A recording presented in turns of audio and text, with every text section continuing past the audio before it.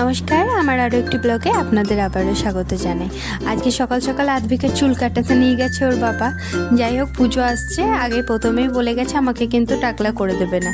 তো চুল কাটিয়ে এসে এই যে চান টান করে আমার সঙ্গে একটু হাতে হাতে হেল্প করছে। সত্যি বলতে কি, ও অনেকটা হেল্প করে দেয়, আমার সঙ্গে কাপড়ও তোলে, সব কিছুই আজকাল দেখছি নিজে নিজে করছে। তো দেখলাম আলু আর পেঁয়াজগুলো আমার সঙ্গে একটু গুছিয়ে দিতে বললাম, তো গুছিয়ে দিল। এই যে আমি কেটে বেটে সব কিছু রেডি করলাম। আজকে একটুখানি চিকেন বানাবো আর একটুখানি ফ্রাইড রাইস বানাবো, তো সেটার রেসিপি আপনাদের সঙ্গে শেয়ার করছি। চলো তাড়াতাড়ি করে আমি রান্নাটা বসিয়ে নিই। আমি গ্যাসটা চালু করে দিই, তেলটা গরম হতে দিতে বসাই। আর আদ্ভিক আজকালকার এখন মোটামুটি আমার সব কিছু হেল্প করে, সব কিছু। এই যে প্রথমে দিয়ে দিলাম, তেলটা গরম হতে হতে একটুখানি জিরে আর শুকনো লঙ্কা আর তেজপাতা। এবার ভালো করে ফোড়ন দেওয়ার পর আমি এর মধ্যে দিয়ে দেবো পেঁয়াজগুলো ভালো করে ভাজা হয়ে গেলে তারপর আমি দেবো টমেটো আর ক্যাপসিকামটা। এই যে আগে থেকেই সব কিছু কেটে বেটে সব কিছু রান্নাঘর পরিষ্কার করে একদম রান্না করতে এসেছি। আর আজকে সকাল সকাল চানটাও হয়ে গেছে, চান করে পুজো করে আমি রান্না করতে এসেছি। আর অতিরিক্ত গরম, তার জন্য একটুখানি গরম লাগছে। মাঝে সাঝে বৃষ্টি হলেও রাগ যেমন উঠছে, তেমন গরম লাগলেও রাগ উঠছে। তাই ভগবান ভাবছে কোনটা দেবো সেটাই বুঝতে পারছি না। চলুন, এই যে পেঁয়াজগুলো ভালো করে বেরেস্তার মতো অনেকটা ভাজা হয়ে যাওয়ার পর আমি এর মধ্যেখানে টমেটো আর ক্যাপসিকামটা দিয়ে দেবো। দেখুন, আগে টমেটো আর ক্যাপসিকামটা যদি পেঁয়াজের সঙ্গে ভাজতাম তো তার মধ্যে থেকে একটুখানি জল বেরোয়, তার জন্য ভালো করে পেঁয়াজটা ভালো করে ভাজা হয় না। তার জন্য টমেটো আর ক্যাপসিকামটা অবশ্যই পরে দেবেন।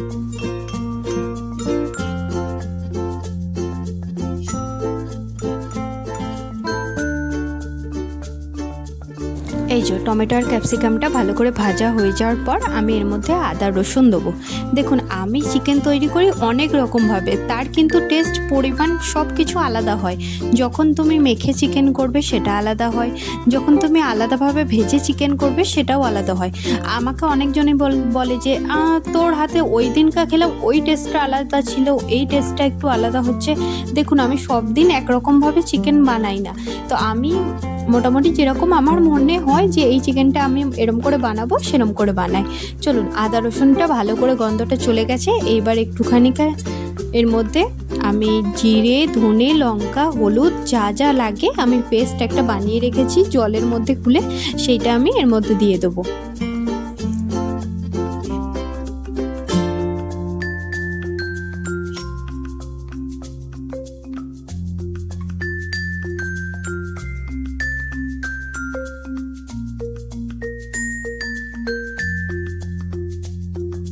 দেখতেই পাচ্ছেন মশলাটার কালারটা এত সুন্দর এসছে। তো মশলাটা ভালো করে মাখিয়ে নিচ্ছি। আর এর মধ্যে একটুখানি আমি দই দিয়েছিলাম, সেটা আমি একদম ক্লিপ নিতে ভুলে গেছি, তার জন্য আপনাদের সঙ্গে শেয়ার করা হলো না। এই যে মাংসগুলো আমি ধুয়ে রেখেছিলাম আগে থেকে, এবার মাংসগুলো দিয়ে ভালো করে অনেকক্ষণ ধরে কষাতে হবে যাতে মাংসটা আর একটু ভালো হয়। আর মাংসটা আমি আগে থেকে ভিনিগার বা আর একটুখানি লেবু সব দিয়ে ভিজিয়ে রেখেছিলাম যাতে মাংসটা অনেকটা নরম হয়, তার জন্য খেতে ভালো লাগে। এইগুলো অবশ্যই আমি খাই না, এতটা তেল বা এতটা পরিমাণ সব কিছু দিয়ে আমি অবশ্যই খাই না। অবশ্যই আমি আমার ডায়েট চিকেন আপনাদের সঙ্গে অবশ্যই শেয়ার করব। এই যে ভালো করে এবার কষাতে থাকবো। হাতে একটা গ্লাভস কিনেছি, ওটা দেখতেই পাচ্ছেন পরেছি, ওটা আমার মাইক্রো ওভেনের গ্লাভস। তো যারা আমার প্রতিনিয়ত ভিডিও দেখেন অবশ্যই দেখবেন আমি বাজার থেকে দুটো গ্লাভস কিনে নিয়ে এসেছি, যাতে মাইক্রো ওভেনে আমি কেক বানাই, কখনো কখনো আমার ওয়েট লসের কেক খেতে ইচ্ছা করলে আমি কেক বানাই বা পিৎজা বানাই। আমি যা যা বানাই তার জন্য বার করতে খুব অসুবিধা হয়, তার জন্য একটা গ্লাভস কিনে নিয়েছি। আর সত্যি কথা বলতে কি, এইখানে কড়াইটা অনেকটা নড়ে, তাই জন্য একটুখানি গ্লাভস ব্যবহার করছি। এই যে দেখতেই পাচ্ছেন মাংসটার কালারটা এত সুন্দর এসছে। এবার ভালো করে কষিয়ে নিয়ে একটুখানি জল দিয়ে দেবো, তাহলেই হয়ে যাবে। আর ওইদিকে বানিয়েছি একটুখানি ফ্রাইড রাইস।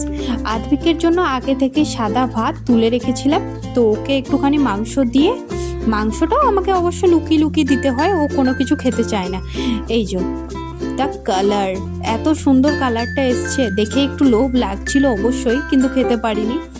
যাই হোক, আর এখানে বানিয়েছি একটুখানি ফ্রাইড রাইস। এই যে গাজরগুলো একটু ভাজা হচ্ছে, বিশ্বাস করুন আজকে ঘরে কাজু কিশমিশ কোনোটাই খুঁজে পাচ্ছি না, তো তার জন্য নর্মাল যা যা একটুখানি গাজর আর যা যা একটু গোটা মশলা তাই দিয়ে আমি একটুখানি ফ্রাইড রাইস বানিয়ে দিয়েছি। তো আমার চিকেন কমপ্লিট, আর এই যে ফ্রাইড রাইসও কমপ্লিট। আর সব কিছু বানিয়ে এবার আমি চললাম, একটা অর্ডার এসছে সেটাই দেখতে। এইদিকে রয়েছে একটা সুইপার আর এদিকে একটা ঘষার মধ্যে। চলুন আজকের ভিডিওটা এই পর্যন্তই। ভালো থাকবেন, সুস্থ থাকবেন, সাবধানে থাকবেন। আজকে একটুখানি যাচ্ছি বাজার, আর নতুন ব্লগ আসছে, দেখতে থাকুন।